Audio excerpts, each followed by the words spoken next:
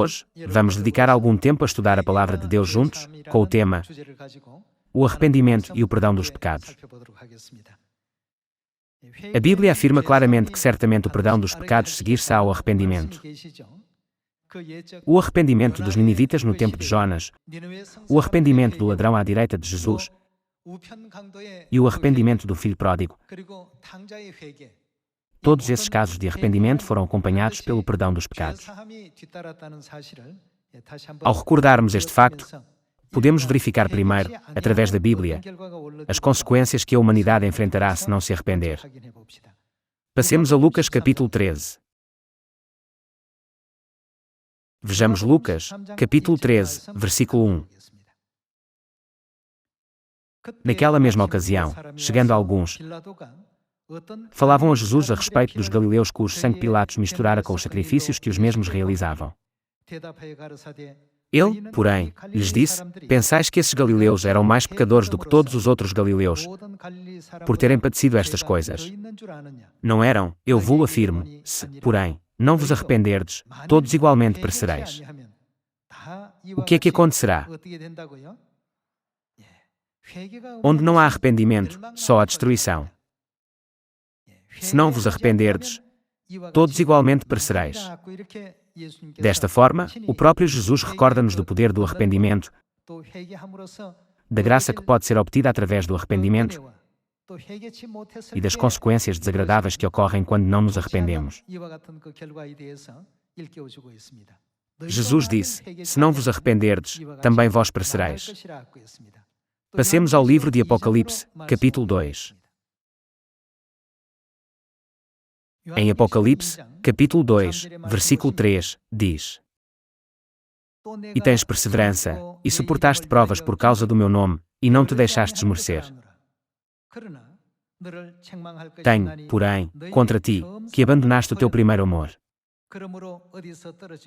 Lembra-te, pois, de onde caíste, arrepende-te, e volta à prática das primeiras obras, e, se não, venho a ti e moverei do seu lugar o teu candeeiro, caso não te arrependas.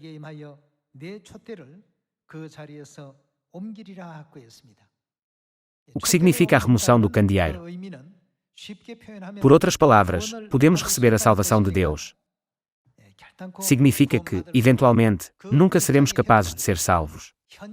Quando Deus diz: serás removido da boa posição em que te encontras agora, significa que todas as bênçãos e graças que tens serão transferidas para outro lugar. Quando é que isso vai acontecer? Isto acontecerá quando não houver arrependimento.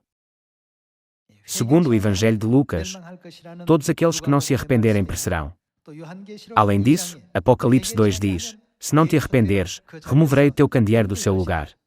Passemos a Ezequiel capítulo 18. Vamos ler juntos Ezequiel capítulo 18, versículo 30. Portanto, eu vos julgarei, a cada um segundo os seus caminhos, ó casa de Israel, diz o Senhor Deus. Convertei-vos e desviai-vos de todas as vossas transgressões, e a iniquidade não vos servirá de tropeço. Aqui neste versículo, Deus despertou-nos para este facto, dizendo: se te arrependeres e te afastares das tuas ofensas, o pecado nunca será a tua ruína. Por outro lado, ele referiu-se àqueles que não se arrependem como aqueles que estão a acumular a ira de Deus. Passemos a Romanos capítulo 2. Em Romanos, capítulo 2, versículo 4, está escrito: ou desprezas a riqueza da sua bondade, e tolerância, e longanimidade, ignorando que a bondade de Deus é que te conduz ao arrependimento.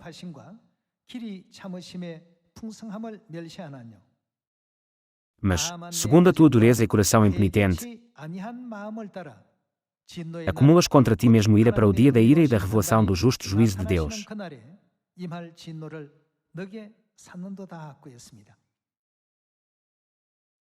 A Bíblia ensina-nos que a teimosia e os corações impenitentes são coisas que acumulam ainda mais a ira de Deus para o dia do juízo final. Em Lucas capítulo 13, Apocalipse capítulo 2, Ezequiel capítulo 18 e, até mesmo em Romanos capítulo 2, lemos o que aconteceria caso não nos arrependêssemos. No entanto, está escrito que Deus não quer que ninguém pereça, mas que todos cheguem ao arrependimento. Vamos ler 2 Pedro, capítulo 3, versículo 9. Em 2 Pedro, capítulo 3, versículo 9, está escrito: Não retarda o Senhor a sua promessa, como alguns a julgam demorada.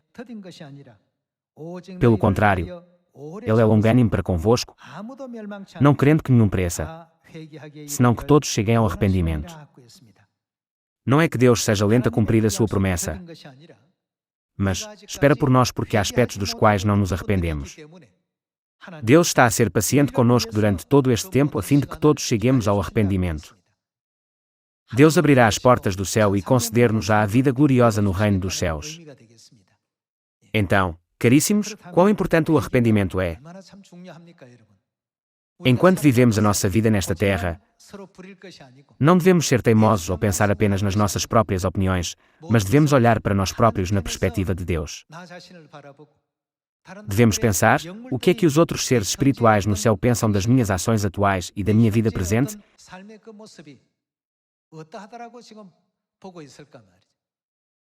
Em vez de pensarmos em tudo a partir do nosso próprio ponto de vista subjetivo, consideremos-nos a partir da perspectiva exterior. Penso que não são apenas alguns os aspectos de que nos devemos arrepender. Deus já nos deu a sua vontade severa através da Bíblia. Ele diz, aqueles que se arrependem nunca perecerão.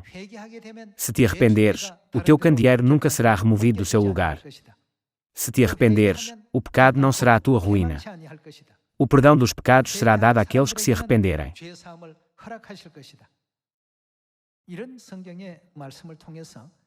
Passemos a Jonas capítulo 3. Quando os ninivitas se confessaram a Deus e se arrependeram, Deus cedeu e não provocou todas as catástrofes que tencionava trazer sobre a cidade.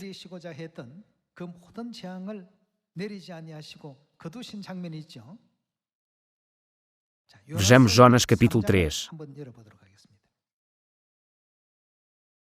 Vamos abrir Jonas, capítulo 3, versículo 1. Veio a palavra do Senhor, segunda vez, a Jonas, dizendo, Dispõe-te, vai à grande cidade de Nínive e proclama contra ela a mensagem que eu te digo. Levantou-se, pois, Jonas e foi a Nínive, segundo a palavra do Senhor. Ora, Nínive era cidade muito importante diante de Deus e de 3 dias para percorrê-la. Começou Jonas a percorrer a cidade caminho de um dia, e pregava, e dizia, ainda 40 dias, e Nínive será subvertida. Os ninivitas creram em Deus, e proclamaram um jejum, e vestiram-se de panos de saco, desde o maior até o menor. Caríssimos, a cidade de Nínive era a capital da Assíria. De facto, a Assíria foi um país que afligiu gravemente os israelitas. Além disso, não só não acreditavam em Deus, como adoravam outros deuses da Assíria. No entanto, quando eles ouviram a mensagem de Jonas que transmitia a vontade de Deus, o que é que aconteceu?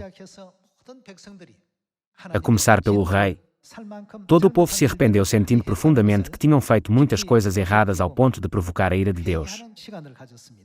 Vamos ler o versículo 5 novamente. Os ninivitas creram em Deus, e proclamaram um jejum, e vestiram-se de panos de saco, desde o maior até o menor. Chegou esta notícia ao rei de Nínive. Ele levantou-se do seu trono, tirou de si as vestes reais, cobriu-se de pano de saco e assentou-se sobre cinza. E fez-se proclamar e divulgar em Nínive, por mandado do rei seus grandes, nem homens, nem animais, nem bois, nem ovelhas provem coisa alguma, nem os levem ao pasto, nem bebam água, mas sejam cobertos de pano de saco, tanto os homens como os animais, e clamarão fortemente a Deus. E se converterão, cada um do seu mau caminho e da violência que é nas suas mãos. Assim, ele quis dizer que eles não deviam fazer nenhum mal nem cometer nenhuma violência. Continuemos com o versículo 9. Quem sabe se voltará a Deus, e se arrependerá, e se apartará do furor da sua ira, de sorte que não pereçamos. Viu Deus o que fizeram? Como se converteram do seu mau caminho? E o que é que ele fez?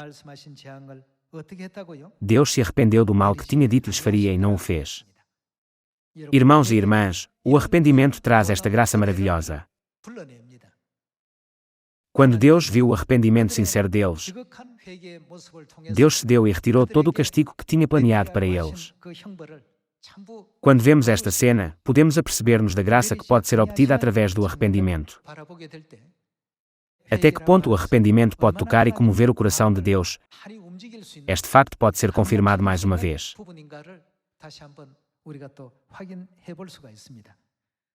Vejamos também a cena que registra o arrependimento do ladrão à direita, passando a Lucas 23. Nós, também, devemos oferecer tal arrependimento sincero perante Deus. Passemos a Lucas, capítulo 23, versículo 39. No capítulo 23, versículo 39, está escrito: um dos malfeitores crucificados blasfemava contra ele, dizendo: não és tu o Cristo? Salva-te a ti mesmo e a nós também.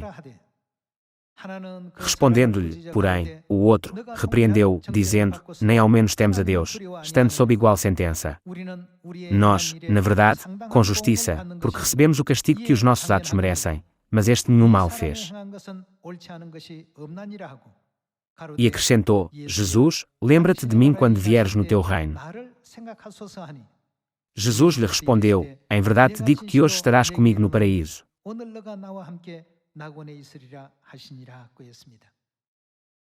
O arrependimento do ladrão à direita. Ele era, de facto, um grande pecador entre os malfeitores que merecia ser crucificado. Quando o Império Romano governava Israel, a crucificação era considerada a sentença máxima. Era o castigo mais severo e mais duro. Era aplicado aos indivíduos mais perversos segundo as leis da época. Quer os ladrões estivessem do lado esquerdo ou do lado direito, eram ambos maus. No entanto, pouco antes de morrer, o ladrão da direita arrependeu-se dos seus pecados e disse a Jesus: lembra-te de mim quando vieres no teu reino. Depois, Jesus prometeu: hoje, estarás comigo no paraíso. Irmãos e irmãs, o arrependimento conduz sempre a resultados tão belos. Quando vemos uma série ou uma peça de teatro, o que acontece quando a personagem que faz de vilão na história se arrepende?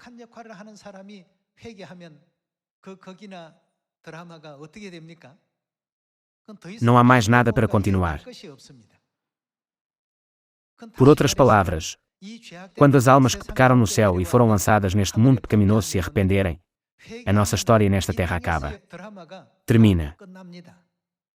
Por favor, olhem com mais atenção para algo como uma série. Se alguém que desempenhou um papel mau se arrepender e mudar para melhor, então, sem dúvida, a série chegará ao fim nessa semana. A nossa vida espiritual é assim. Quando nos arrependermos, continuaremos a precisar desta cidade de refúgio.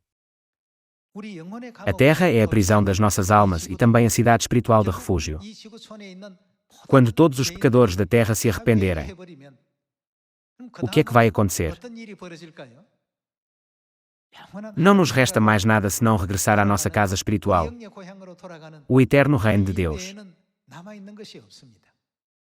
A razão pela qual ainda estamos nesta terra é porque ainda precisamos de nos arrepender de alguma coisa. Por favor, examinem também Jonas 3, novamente. Depois de todas as pessoas se terem arrependido, não há mais nenhum conteúdo escrito. Quando se arrependeram, a história terminou. E o ladrão do lado direito? Há alguma cena depois do seu arrependimento? Não há mais nada. A história acabou. A última coisa que temos de fazer antes de irmos para o reino dos céus é arrependermos-nos. Pai, perdoe-me. Sou um pecador. Mãe, perdoe-me. Por favor, perdoe-me. O pecado que cometemos é verdadeiramente imperdoável. Nós traímos o pai e a mãe no céu. Caímos na tentação dos ímpios e fomos lançados na terra, a cidade espiritual de refúgio. No entanto, Entre dezenas de milhões de estrelas no universo, Deus veio à Terra, que não é mais do que um grão de pó. Eles preocupam-se conosco e dão-nos o seu amor sem limites. Apesar de terem vindo a esta terra em carne e de terem sido ridicularizados pelos pecadores, eles não pararam a sua vida sacrificial. Por outras palavras, eles nunca desistiram da sua determinação em salvar-nos. Contemplemos esta graça sem limites. Nós precisamos de nos arrepender. É por isso que, quando o ladrão da direita se arrependeu, a sua história terminou com a palavra de Jesus: hoje estarás comigo no paraíso. Quando uma pessoa má se arrepende, nada mais pode seguir-se a isso. Depois disso, o eterno reino dos céus deve ser aberto. Em todos os momentos das nossas circunstâncias espirituais, o arrependimento é o mais necessário. Quando Jesus pregou o Evangelho, a primeira coisa que ele pregou foi: arrependei-vos, porque o reino dos céus está próximo. Até João Batista disse: arrependei-vos, porque o reino dos céus está próximo. O mesmo aconteceu com os santos da igreja primitiva que receberam os ensinamentos de Jesus e pregaram a nova aliança. Sempre que saíam, eles proclamavam e pregavam sobre o perdão dos pecados e o arrependimento. Como pecadores que foram expulsos do céu, o facto de termos vindo para a cidade de refúgio indica que nos é dada outra oportunidade. Apesar de Deus nos ter dado outra oportunidade, se nos envolvermos novamente no pecado nesta terra e vivermos no pecado, como poderemos encarar Deus que perdoou todos os nossos pecados? É por isso que Deus pediu não só o nosso arrependimento, mas também o arrependimento de toda a humanidade. Assim, que missão nos foi dada? Foi-nos dada a missão de pregar. Todos os seres humanos desta aldeia global são almas que pecaram no céu. Deus pediu-nos que levássemos as suas almas ao arrependimento. Como é que Deus sabe se eu me arrependi verdadeiramente ou não? Deus sabe, naturalmente, olhando para a diligência e sinceridade com que estamos a levar os outros ao arrependimento. Não há necessidade de dizer: arrependi-me este tanto, eu já fiz esse tanto. Quantas almas, ou seja, pecadores celestiais, estamos atualmente a levar ao arrependimento nas nossas vidas? Este é o fator com o qual Deus pode distinguir imediatamente se nos arrependemos ou não. Pensem no julgamento de Salomão. Quando duas mulheres reivindicaram a mesma criança como seu filho, o que é que Salomão fez para discernir a verdadeira mãe? Ele deu uma ordem. Uma vez que ambas as mulheres afirmam que a criança é delas, não seria justo entregar a criança a apenas uma pessoa. Cortai a criança viva em dois e dai metade a uma e metade à outra. Esta foi a sua decisão. A verdadeira mãe ficou chocada com esta decisão. No entanto, o que é que a falsa mãe disse? Ela disse: que nenhuma de nós fique com o menino. Corto em dois. No entanto, a verdadeira mãe suplicou: por favor, dê-lhe o bebê. Não o mate. Por favor, salvem a vida do bebê. Não é possível distinguir e compreender facilmente as verdadeiras intenções de cada um, apenas olhando para as suas ações. Então, como é que podemos saber que nós, pecadores, nos arrependemos? Podemos saber naturalmente se alguém se arrependeu ou não, observando a sua proatividade e paixão em levar outros pecadores ao arrependimento. É por isso que Deus nos confiou a missão de pregar o Evangelho. Ele diz: concentra-te não só no teu próprio arrependimento, mas também no arrependimento de toda a humanidade. Prega a palavra quer seja oportuno ou não. Deus não tem a capacidade de fazer tudo. Embora Deus possa fazer tudo, Ele confiou-nos este trabalho. Por quê? É para ver o centro do nosso coração, se nos temos arrependido ou não. É por isso que, quando Deus designou as festas, Ele estabeleceu o tempo para o arrependimento desde a festa das trombetas até ao dia da expiação. e depois ligou à festa dos tabernáculos para que a festa da pregação pudesse ser realizada. Este é um procedimento fixo estabelecido por Deus. Temos de compreender claramente que é um grande significado e uma providência oculta de Deus ao designar as festas desta forma.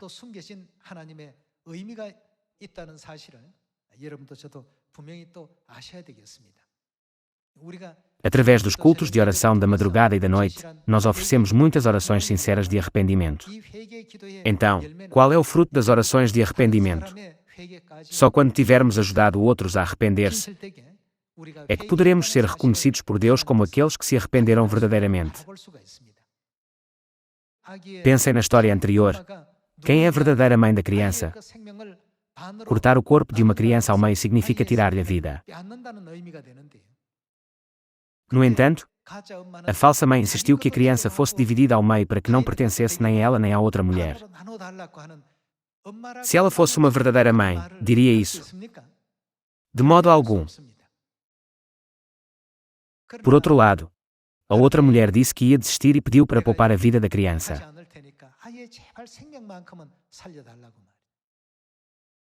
Através das atitudes destas duas mulheres, não podemos facilmente discernir quem é verdadeira e quem é falsa. Assim, também podemos facilmente descobrir quem se arrependeu verdadeiramente. Qualquer pessoa pode facilmente discernir entre aqueles que se arrependeram e aqueles que não se arrependeram. Foi por isso que Jesus nos confiou esta missão. Quando ele começou a obra do Evangelho, ele exortou primeiro ao arrependimento, dizendo: arrependei-vos, porque é chegado o reino dos céus. Quando subiu ao céu, disse: pregai este Evangelho em Samaria e até aos confins da terra. Jesus disse: ide e pregai a todas as nações. O que é que isto significa? O que é que devemos fazer? Devemos levá-las ao arrependimento. Como podemos fazê-las arrepender-se? Através dos ensinamentos da nova aliança, ou seja, a verdade da vida dada por Deus, devemos levar todas as nações ao arrependimento. No final, devemos guiá-las para Sião, onde o Espírito e a esposa habitam. Não é esta a vontade de Deus? Podemos facilmente distinguir a sinceridade do arrependimento ao observar a atitude dos ladrões à direita e à esquerda. As atitudes verdadeiras e falsas observando o comportamento das duas mulheres no julgamento do rei Salomão. E se alguém se arrependeu ou não observando as atitudes dos ninivitas.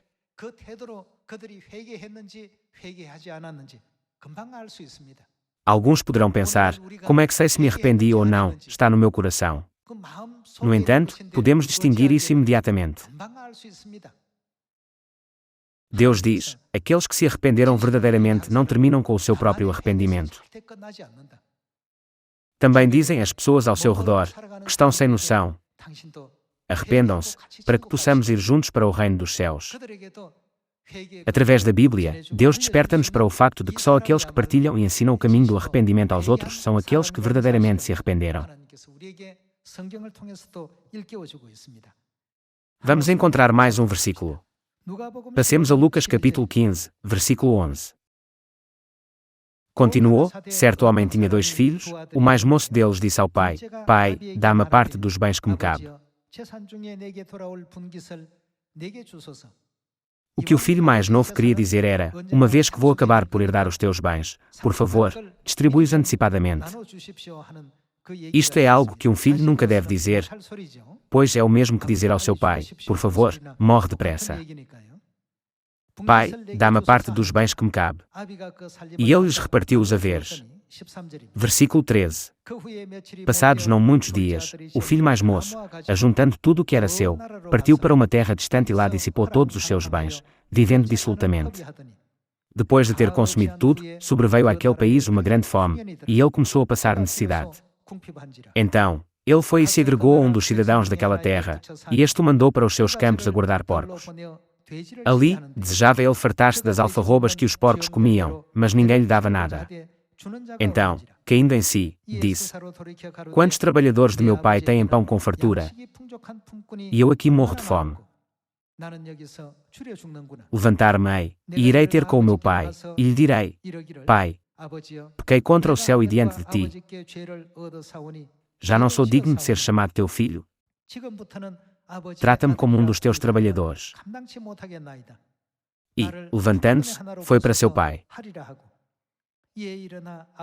Vinha ele ainda longe, quando seu pai o avistou, e, compadecido dele, correndo, o abraçou e beijou. E o filho lhe disse: Pai, pequei contra o céu e diante de ti. Já não sou digno de ser chamado teu filho. O pai, porém, disse aos seus servos: Trazei depressa a melhor roupa, vestiu, pondo-lhe um anel no dedo e sandálias nos pés. Trazei também e matai o novilho cevado. Comamos e regozijemo-nos, porque este meu filho estava morto e o que aconteceu com ele? Ele reviveu. Aos olhos de Deus, os que se arrependem são aqueles que estavam mortos e voltaram a viver. Devemos lembrar-nos sempre que, na perspectiva espiritual, o arrependimento é altamente valorizado no reino de Deus. Ao fazê-lo, temos de considerar mais uma vez porque é que Deus disse que se alegrava mais com um pecador que se arrepende do que com 99 justos no céu. Está escrito: porque este meu filho estava morto e reviveu, estava perdido e foi achado. Irmãos e irmãs, o arrependimento tem um significado muito importante.